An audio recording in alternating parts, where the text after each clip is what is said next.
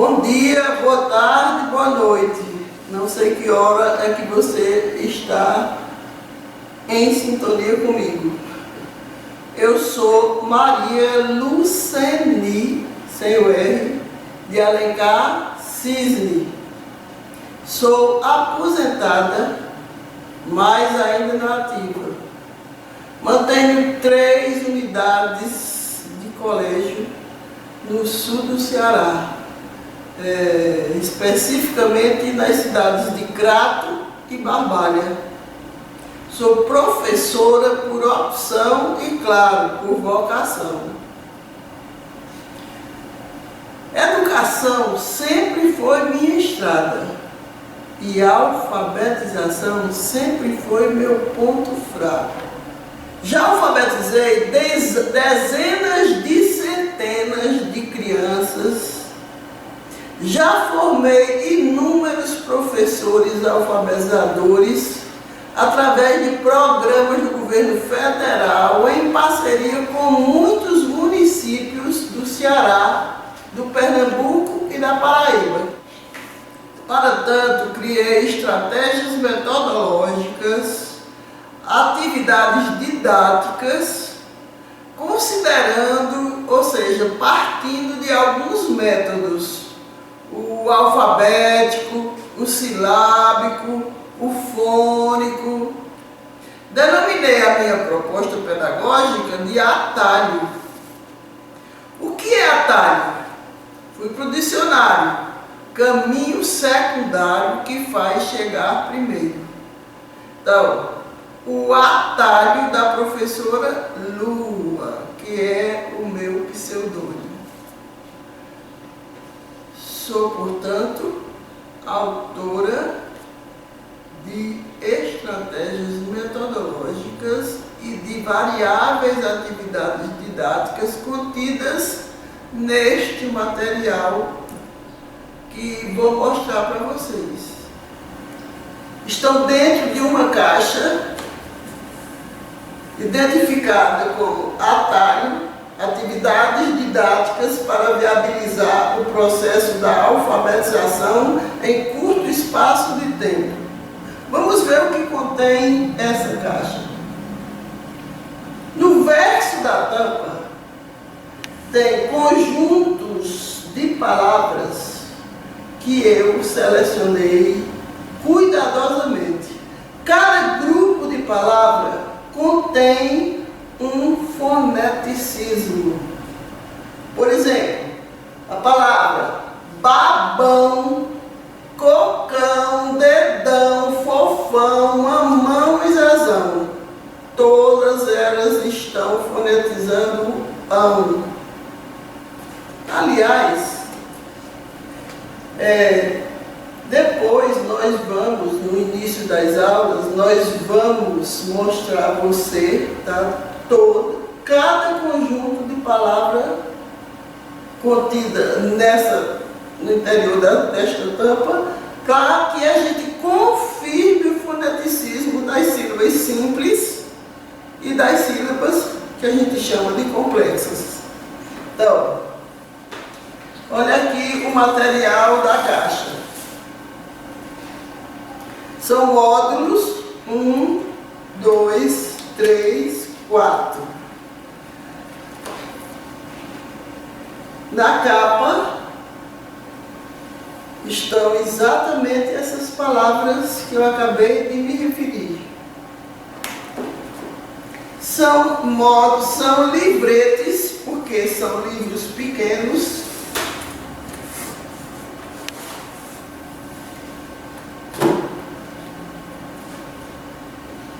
onde cada livro desses contém uma atividade didática específica. Por exemplo, no livro 1, eu dei destaque às vogais e à junção das vogais fazendo palavras.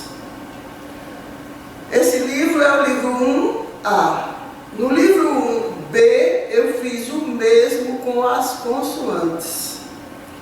O livro 2 está a escrita das letras em manuscrito minúsculo.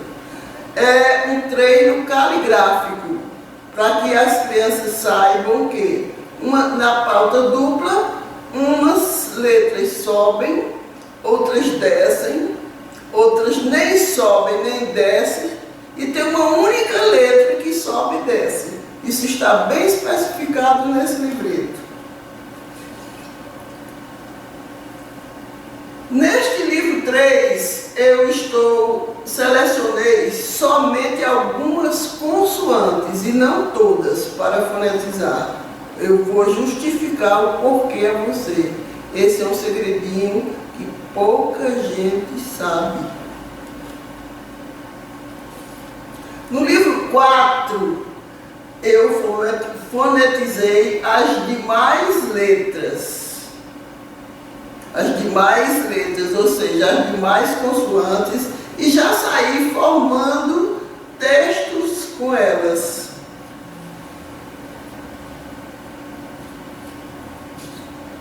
No livro 5, esse livro eu considero para as sílabas complexas uma preparação. Aqui tem onomatopeias que a criança precisa memorizar para quando ela se deparar com as sílabas complexas, ela não sentir dificuldade em lê-las. Esse livro, que é o livro 6, também é interessante porque contém ditado mudo e contém códigos, né? É muito divertido esse livreto. O livro 10 contém palavras geradoras, que você vai caçar outras palavras dentro de palavras geradoras. Por exemplo, a palavra felicidade. A gente já está vendo de cara aí duas palavras dentro de felicidade. Cidade e idade. Mas tem outras.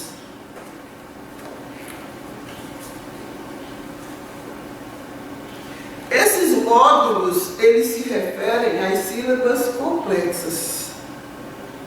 Tudo isso nós vamos estudar no decorrer desses encontros que vamos realizar. Também, nós colocamos nessa caixa uma variedade de jogos pedagógicos. Por exemplo,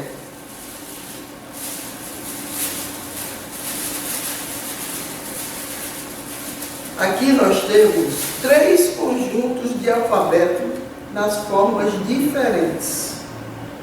Exatamente para cada cartelinha dessa ser usado no alfabeto móvel. Porque aquelas cartelinhas que a gente faz recortada, depois coladas, elas são muito pequenas e elas são muito fáceis de perder, né? Então, por isso, eu optei por fazer esse tamanho, e esse conjunto de cartelas aqui é muito importante, porque eu posso jogar de várias maneiras com elas, inclusive recitar o alfabeto, as vogais, as consoantes. Esses cordõezinhos exatamente para a gente escrever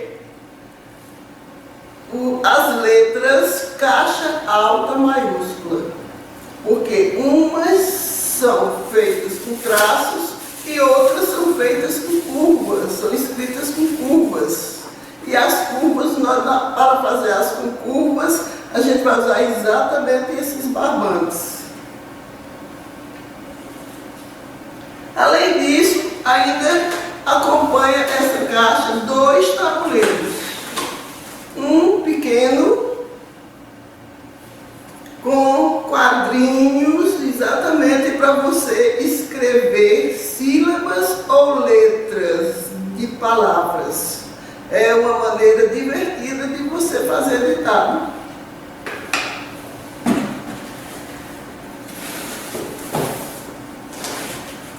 E aqui é um tabuleiro grande, maior. Também contém quadrinhos quadrinhos, uns retângulos, outros quadrados, porque nós também vamos comparar a estrutura de algumas palavras. Por exemplo, a palavra barbalha. Eu vou ver que aí tem um bar escarrando e tem outro bar sem fazer nada. Então, barbalha. Bom, mas tudo isso vai acontecendo ao longo desse contato que nós vamos ter. Tudo isso foi feito para viabilizar a crianças, a jovens, a adultos, jovens e adultos ainda não alfabetizados ou pouco alfabetizados, possibilitar a esses alfabetizandos a aquisição das habilidades básicas da leitura e da escrita, que costumamos chamar de alfabetização.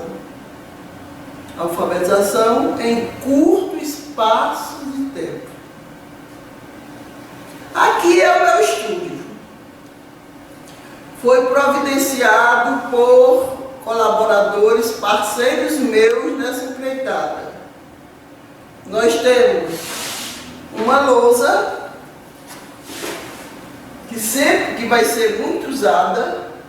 Nós temos os painéis com o nome da nossa proposta: Professora Lua Cisne, alfabetizadora. Atalho, processo da alfabetização, estratégias metodológicas e atividades didáticas. Também está diante de nós holofotes, né? Tudo isso é de responsabilidade do meu auxiliar, que se chama Vitor. Obrigada, viu, Vitor? Bom, aqui nós realizaremos nossos encontros virtuais diante desses holofotes, ministrando aulas em média 30 aulas para um público interessado. Por que público interessado? Porque todo o meu conhecimento referente à alfabetização, a ensino-aprendizagem nesse processo da alfabetização é direcionado a você. Você, professor alfabetizador, que mesmo já conhecendo outros métodos fônicos, quer ampliar seus conhecimentos. Você também que quer adquirir competências para se qualificar como professor alfabetizador, facilitador no processo da alfabetização. Nós estamos aqui para ensinar e aprender juntos. 3 são os motivos que me trouxeram até aqui. O primeiro motivo foi: quem conheceu o divertido e renomado Ariano Suassuna, com certeza é sabedor da doença que eu acompanhava em toda a sua vida. Que doença era essa que ele chamava? Dor de ideias. Pois é, eu constatei que eu também sofro desse mal. É assim, seu pensamento se transforma em ideia. Sua ideia se transforma em sentimento. Graças a Deus que são sentimentos benéficos. E esses sentimentos se transformam em ação. Olha, enquanto isso não acontece, enquanto não se concretiza essa ação, a sua cabeça fica remoendo, até que você concretize. O segundo motivo é o seguinte: eu me sinto privilegiada, muito privilegiada por essa competência adquirida ao longo da minha carreira profissional,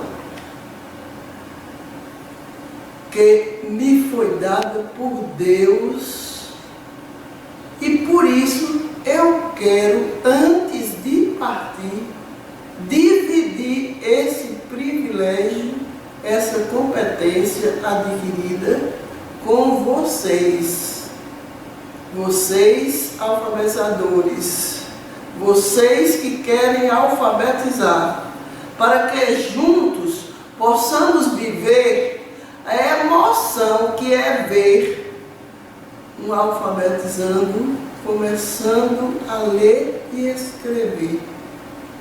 É uma emoção muito forte. Afinal, o que se leva dessa vida? As emoções vividas e o bem que aqui se fez. O terceiro motivo: conhecedora, adepta e convencida da importância do foneticismo na escrita das palavras corretas, na escrita correta das palavras, fiquei assustada. Esse foi o meu sentimento. Assustada, quando um dia me deparei com um texto num dos módulos didáticos adotado em todo o nosso país, através do programa Alfabetização Solidária. Módulos esses para alfabetizar jovens e adultos. Módulo único para todos os territórios brasileiros. Eu abri na página, olha aqui o módulo. O nome desse módulo é Pré-Livro Alfabetização, segunda parte, editado pelo MEC, Ministério da Educação e do Desporto. Eu abri na página 170. Eu vou ler. Aqui nessa página 170 havia o fonetismo da palavra, da letra Q. Então, o fonetismo da letra Q. E eu vou ler o texto que eu vi para vocês. O título do texto é Quadras Populares. Sem começar a ler o texto, eu imaginei quadras populares. Deve ser uma quadra de esporte construída num determinado local para beneficiar a população. Um amigo meu já disse que quadras populares são as quadras do conjunto de casas populares, onde o endereço é localizado. Por exemplo, eu moro no conjunto X e na quadra B. Mas aí então eu comecei a ler o texto. Quadras populares. Quadras, também denominada quadrinhas ou trova, é o quarteto de arte menor autônomo, desligado de qualquer compromisso estrófico, composto quase sempre em heptassílabos, em que a rima só é obrigatória no segundo e no quarto verso, podendo existir ou não entre os de ordem ímpar. Os cantadores brasileiros davam-lhe o nome de quatro pés. Sinceramente, eu imaginei Seu Vicente 120, porque eu tenho uma casinha na serra e lá tem esse mateiro, Vicente 120. O apelido dele é 120 porque ele tem uma bicicleta, mas só anda na toda lá, nas areias das estradas. Então, eu levei o texto e li para São Vicente. Quando eu li o texto, quadras, também denominada quadrinhas ou trovas, é o quarteto de arte menor autônomo, desligado de qualquer compromisso estrófico, composto quase sempre em hexassílabos, eu quase não conseguia ler essa palavra, em que a rima só é obrigatória no segundo e no quarto verso, podendo existir ou não entre os de ordem ímpar. Os cantadores brasileiros davam-lhe o nome de quatro pés. Seu Vicente, o senhor entendeu o que eu li? Mais ou menos, doutora. Eu só sei que fala aí em quatro pés, talvez seja o meu jumento. Para. Diante do meu, vamos dizer assim, sentimento de nossa, eu tive uma crise de dor de ideia. E nessa crise eu me lembrei de um sujeito que vendia porque ele já faleceu, vendia quiabo na feira livre. E eu era sua freguesa. Eu dei-lhe o codinome de Queca, já aparecer um foneticismo, que. E eu escrevi esse texto contextualizado. O nome do texto que eu escrevi para substituir quadras populares, porque quando a gente faz a crítica construtiva, a gente sugere ou faz. Então, meu texto foi qualidades. E o que continha no meu texto? Queca vende quiabo no quilo. Cada quilo de quiabo tem uma quebra. Que qualidades tem o queca e o quiabo? Então, queca vende quiabo no quilo. Cada quilo de quiabo tem uma quebra. Que qualidades tem o queca e o quiabo?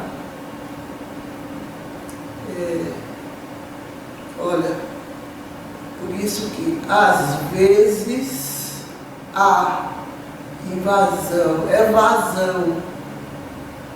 nas salas dessas propostas de alfabetização de jovens e adultos e não se sabe por quê. Até a próxima aula, vamos dar continuidade a essa conversa. Você deve se inscrever nesse canal, até porque eu vou propor um curso para qualificar você como alfabetizador facilitador nesse processo. Tchau!